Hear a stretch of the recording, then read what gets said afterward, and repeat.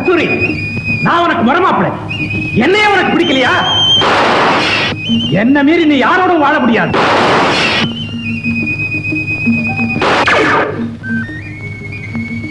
குமரா, என்னடா பொம்மையை வச்சு புலம்பிக்கிட்டு இருக்கிற? ஒண்ணுமில்லப்பா, மனசுல கொஞ்சம் கவலை. என்னவா? என் மாமா பொண்ணு ஒருத்தி இருக்காள்ல, அவளுக்கு என்ன பிடிக்கலையா. காரணம் அதான் புரியல. வேற யாரையாவது விரும்புறாளோ என்னவோ? அப்படி மட்டும் எனக்கு ஒருத்தன் விரோதியா முளைச்சா இதான் நடக்கும். டேய், இதுல ஆத்திரப்பட்ட பிரயோஜனம் இல்லடா. முதல்ல அவ மனசை மாத்து.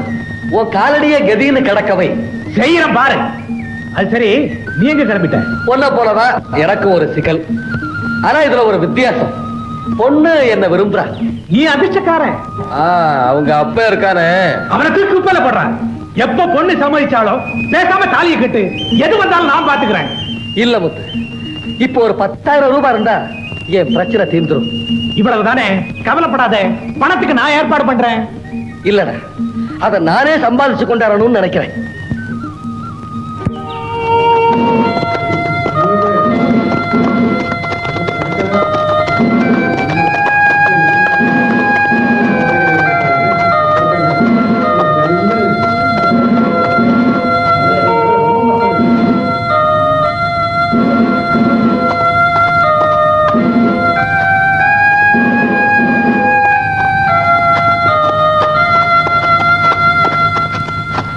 சண்முகம் பிள்ளையை நான் கொஞ்சம் பார்க்கணும்.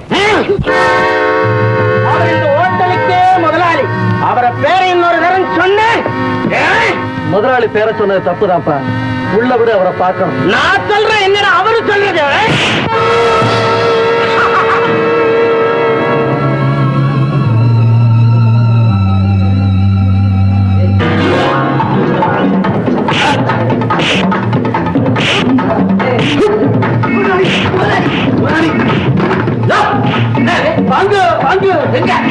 கையில சின்ன மரக்கார மாட்டிட்டான் போல இருக்கு. சத்தம் கேட்குது. எலும்ப முடிக்கலாமா?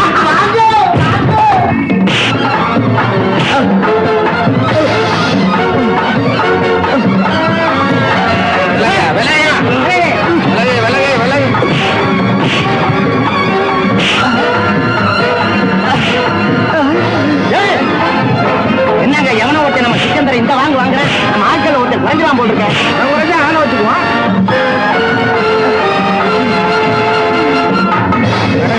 நல்லா பாரு.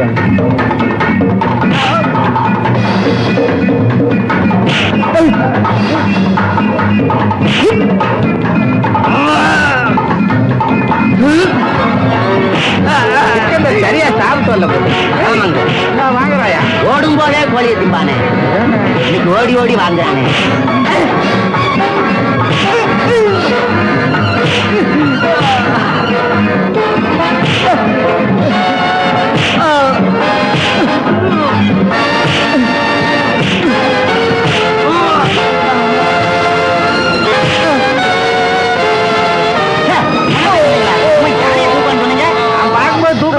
என்ன வீட்டுக்கு வெள்ளை அடிக்கிற மாதிரி இருக்க? அதான் அடிப்பான். போடா, பானை எடுத்து போய் செடியில தண்ணி ஊத்துறா. எல்லா வேலையும் செய்வான். பானி, உங்களை தாங்க பார்க்க வந்தேன். என்ன விஷயம்? எனக்கு ஒரு வேலை வேணும். இவன் கேட்க விடாம தடுத்தா. அதான். இவனா? ஏண்டா, அவன் அடிக்கிறான், அதை தடுக்காம வேலை கேட்டதையா தடுத்த முண்டா? போடா, எடுத்த பார்பர் ஷாப்ல மீசி எடுத்துப்போ. இவனுக்கு ஏன் பார்பர் ஷாப்? அவனே எடுத்துக்குவான். நீ வா.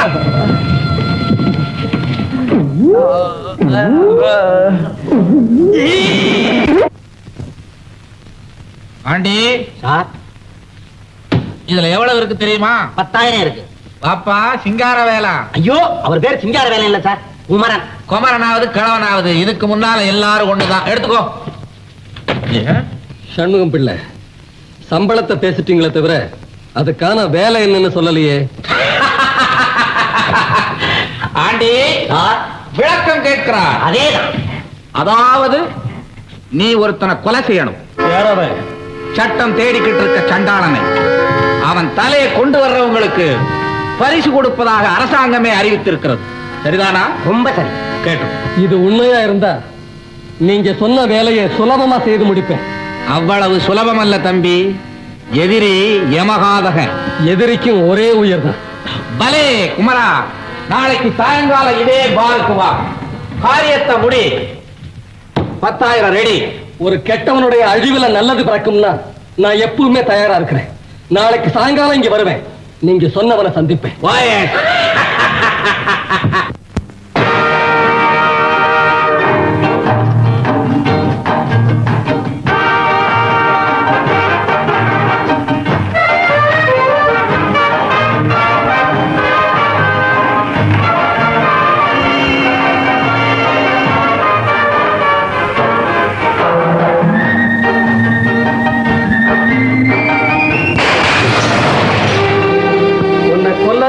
ஆசை எனக்கு இல்லை.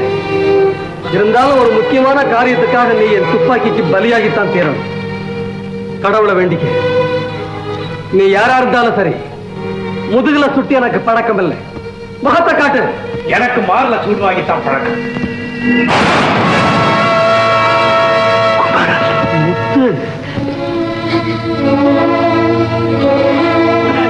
Tissue tissue.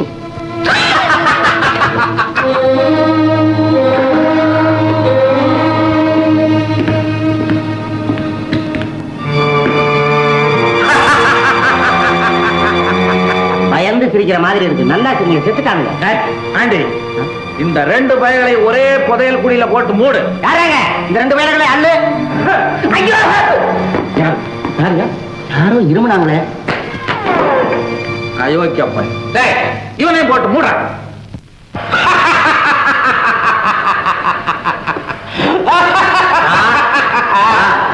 இந்நேரம் அந்த 2 பசங்களை புதைச்ச இடத்துல கட்டடமே எழுப்பியிருப்பாங்க. என்ன கட்டடா? சமாதி. ஆண்டி, ஒரே தூண்டு இல்ல, 2 முள்ளு. 2 மீன் சார். 2 மீன்.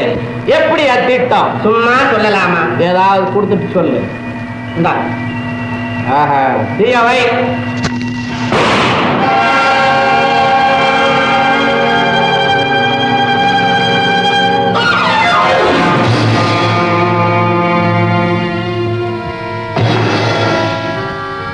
நீ சாகல. அதான் தெரியுது. எடு பணத்தை.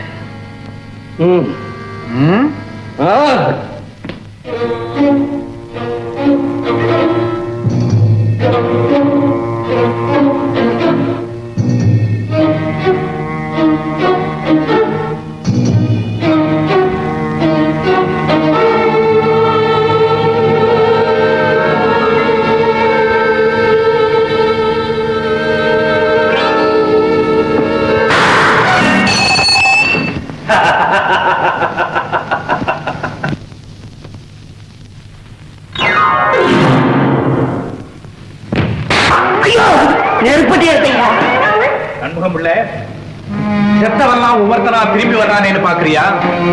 சாகடிக்கிற சக்தி உனக்கு இருந்தா இந்த உலகத்துல ஒருத்தனும் உயிரோட இருக்க மாட்டான், ஒன்ன தவிர. பிள்ளை, நாங்க 2 பேரும் செத்தது மாதிரி நடிச்சோம். அவனுக்கு பேசின பணம் 10,000 ரூபாய் கொடுத்துட்ட, எனக்கு பேசாத பணம் 10,000 ரூபாய் கொடு. எதுக்கு? நண்பர்களை மோத விட்டு வேடிக்கை பார்த்தியே, அதுக்கு அபராதம்.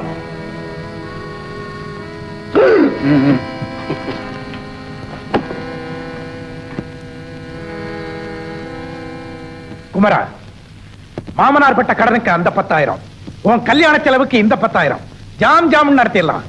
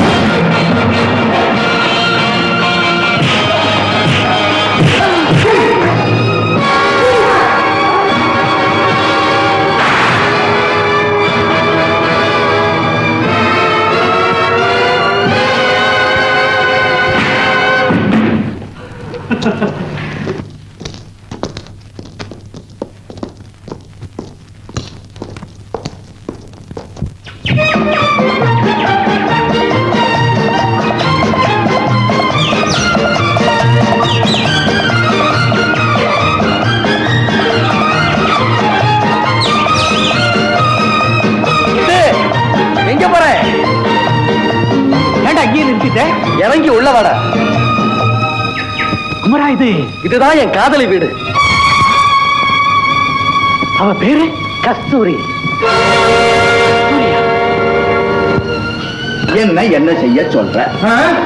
பதில் எப்படி வந்தது பார்த்தேல்ல? என் நெஞ்சில் ஆசை இருந்தா இந்த கண்ணுல தெரிஞ்சிருக்காது. அத்தான் விருப்பம் இல்லாத ஒரு பெண்ணை வற்புறுத்துறதுல பிரயோஜனம் இல்ல. குமரா, மாமனார் பட்ட கடனுக்கு அந்த 10,000, உன் கல்யாண செலவுக்கு இந்த 10,000 ஜாம் ஜாம் நடத்திடலாம்.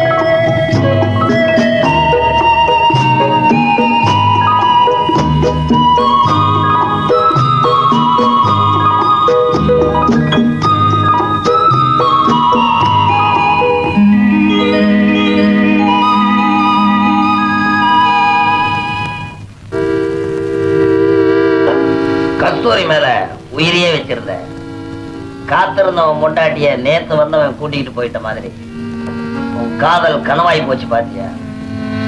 இதுக்கெல்லாம் அந்த குமரன் தான் காரணம். நீ அவனை அளவுக்கு மீறி நம்புன. இல்ல வீரையா, குமரன் நல்லவன். எனக்கு வஞ்சகம் செய்யணும்னு மனசால கூட நினைக்க மாட்டேன். வைத்தியக்காரன், நீ காதலிச்ச பொண்ணைய அவன் காதலிச்சு உனக்கு துரோகம் செஞ்ச பிறகு அந்த குமர மேல உள்ள நம்பிக்கை உனக்கு போகல இல்ல?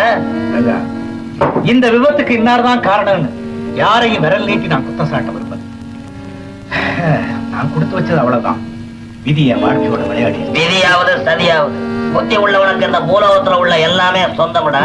மொத்த காதல் தோல்வியினால மனசு உடைஞ்சிடாத. கஸ்தூரியோட இந்த உலகம் அஸ்தமிச்சு போல இந்த உலகம் பறந்து கிடக்கு. நாம அனுபவிக்க வேண்டியது இன்னும் 1000 இருக்கு. வாழ்க்கை வாழ்றதுக்கு தான்டா.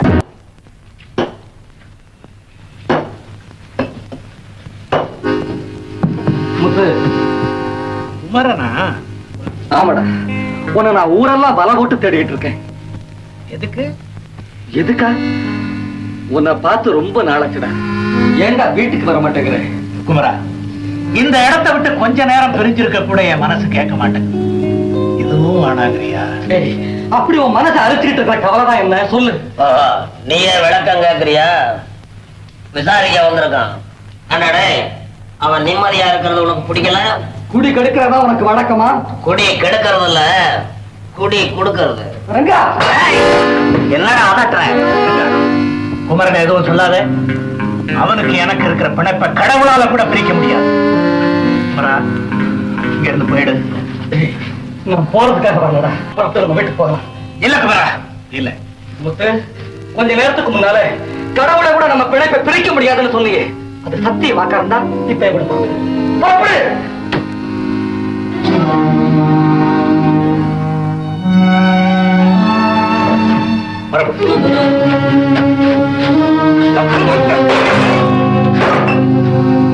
பாத்தியா போத, நம்ம இவ்வளவு தூரம் போதனை பண்ணோம். அவன் வந்து கூப்பிட்ட உடனே ஆட்டுக்குட்டி மாதிரி பின்னாலே போறான். போகட்டா, இவனுக்கு சிநேகிதம் எத்தனை நாளைக்கு நீடிக்கணும்னு நான் பாக்குறேன்.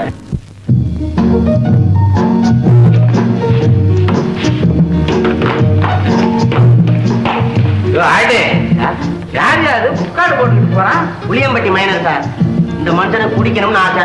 பெரிய பணக்காரன், 4 பேர் பார்த்தா கேவலம் நினைக்கிறாரு. மான மரியாதைக்கு ரொம்ப கட்டுப்பட்டவர். நம்மள மாதிரி இல்ல.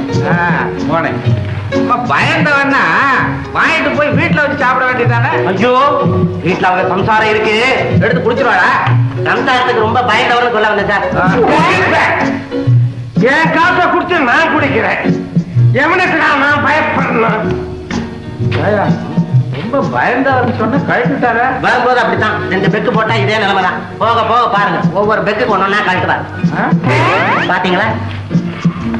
இனிமே பார்த்தா ரொம்ப அசிங்கமா இருக்கும். வாழ்க்கையை காட்டுறதுக்குள்ள நம்ம அப்படி போயிடுவோம். வாயா வாங்க.